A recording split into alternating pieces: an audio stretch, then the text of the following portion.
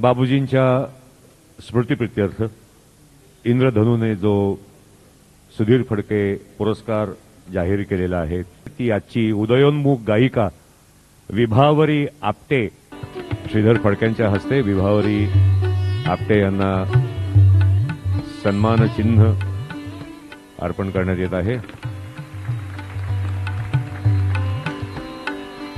बाबूजी जेव्हा घरामध्ये गाणी करत होते, गाण्यांची तयारी करत होते, त्यावेळचे तुम्ही त्यांच्याकडनं नक्की काय संस्कार घेतले हे आमच्या सगळ्या श्रोत्यांना ऐकायची इच्छा आहे। जे काही संस्कार घेतले ते माझ्या गाण्यात आज दिसतंय। त्यामुळे जे काय करायचं थोडं असेल ते उत्तमच करायचं असाच माझा प्रयत्न असतो। आणि बाबूजी ज्याप्रमाणे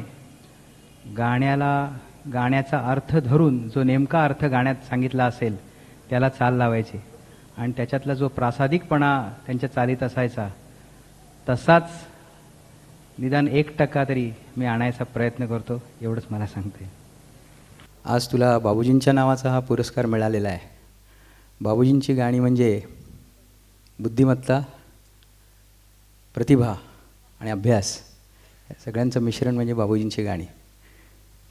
1946-47 पासून त्यांचं जे काम सुरू झालेलं आहे, अजूनही त्यांचं परवा वाडकर देखील बाबूजींचीच गाणी गायले। ज्यांच्या स्वररचनांनी मराठी मनाचा पिंड जपला, ज्यांनी आम्हाला करमणूक आणि मनोरंजन याच्या पलीकडे जाऊन संस्काररूपी आनंद दिला आणि जे सर्वाधिक लोकप्रिय वंदनीय असे आपले सगळ्यांचे लाडके बाबूजी, त्यांच्या नावाचा मला पुरस्कार मिळतो आहे, हा माझ्यासाठी नुसता पुरस्कार नसून त्यांचा आशीर्वाद मिळाला आहे असं मी मानतो।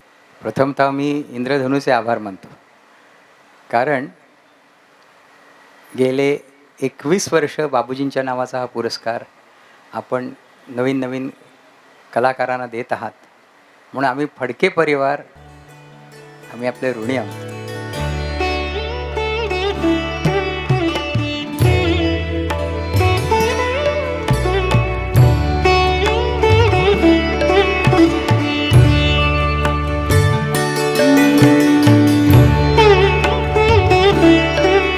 एकोणीसशे 87 साली ठाण्यातील काही जणांनी एक संस्था स्थापन केली, इंद्रधनू। प्रख्यात गायक, संगीतकार यांच्या आजही रसिकप्रिय ठरत असलेल्या रंगमंचीय कार्यक्रमांचं मूळ उगमस्थान इंद्रधनू आहे।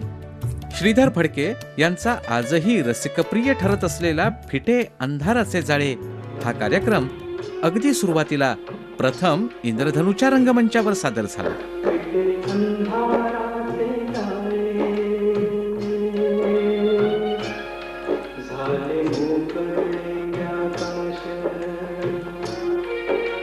वपू काळे यांच्या संकल्पनेतून मनोगता चलत्या नगरीला हा एक नवा कार्यक्रम इंद्रधनूनं सादर केला, ज्यामध्ये मराठीतील काही जुन्या नव्या गीतकार, संगीतकार, गायक, गायिका यांच्याशी एकत्रित गप्पांच्या ओघातच काही गाण्यांचा आनंद आणि कलाकारांच्या 3 पिढ्या एकाच वेळी रंगमंचावर रसिकांशी संवाद साधून गेल्या।